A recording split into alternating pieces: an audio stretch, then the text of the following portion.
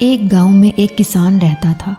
وہ صبح سے شام تک کھیتوں میں کام کرتا تھا، کھیتوں کی مکمل پہرے داری کرتا تھا، مگر جب فصل پک کر تیار ہو جاتی تو گاؤں کا سردار اس کی ساری فصل زبردستی لے لیتا اور اسے تھوڑا سا حصہ دے دیتا۔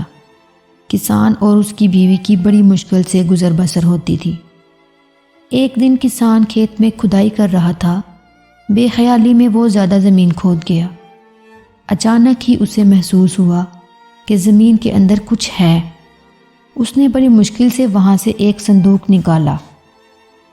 وہ بڑا حیران ہوا۔ اس نے صندوق کھولا، اس کی خوشی کی کوئی انتہا نہ رہی۔ صندوق ہیرے اور جواہرات سے بھرا ہوا تھا۔ اس نے سوچا کہ اس بات کا علم گاؤں کے سردار کو نہ ہونا چاہیے، ورنہ وہ اس کو زبردستی چھین لے گا۔ وہ خزانے کو چھپتے چھپا کر گھر لے آیا۔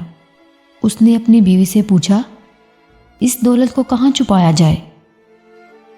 بیوی نے جواب دیا، اس کو ہم صحن میں چھپا دیتے ہیں۔ کسان نے ایسا ہی کیا۔ کچھ دیر بعد اس کی بیوی کہنے لگی، میں پانی بھرنے جا رہی ہوں۔ بیوی کے جانے کے بعد کسان سوچ میں پڑ گیا۔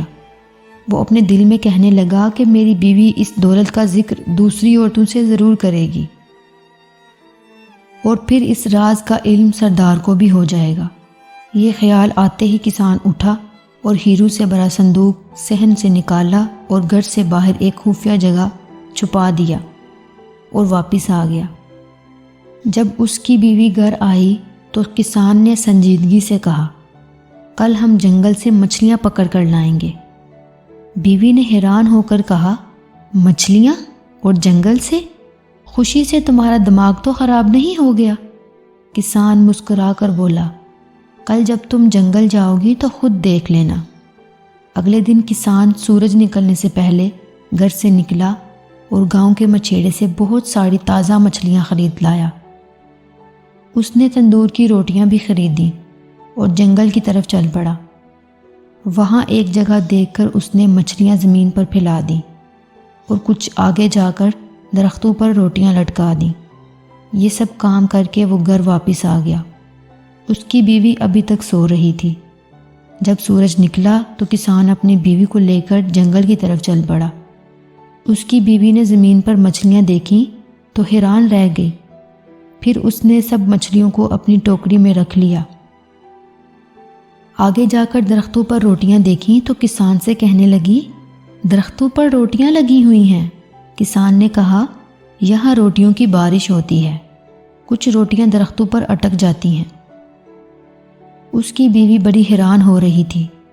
کسان اور اس کی بیوی کے دن پھر گئے۔ اب وہ پہلے سے زیادہ اچھا کھاتے تھے۔ تھوڑے دن بعد ہر طرف یہ بات پھیل گئی کہ کسان کو کوئی خزانہ مل گیا ہے۔ اب یہ راز بھی نہیں رہا تھا، ہر کوئی جانتا تھا کہ خزانہ اس نے گھر کے صحن میں چھپا رکھا ہے۔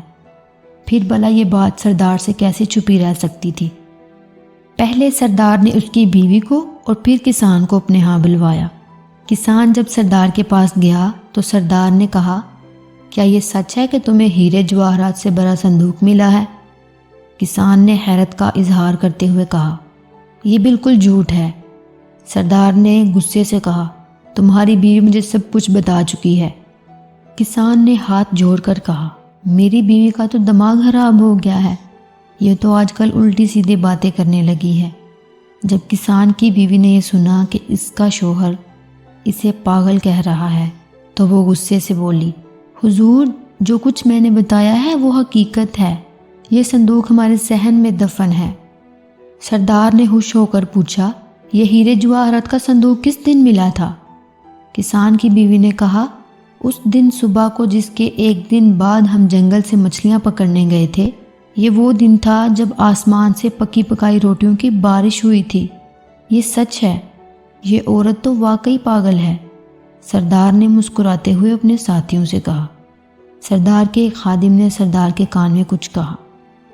سردار نے اپنے خادموں کو حکم دیا کہ کسان کے گھر جاؤ اور صحن کھود کر خزانے کا پتہ لگاؤ۔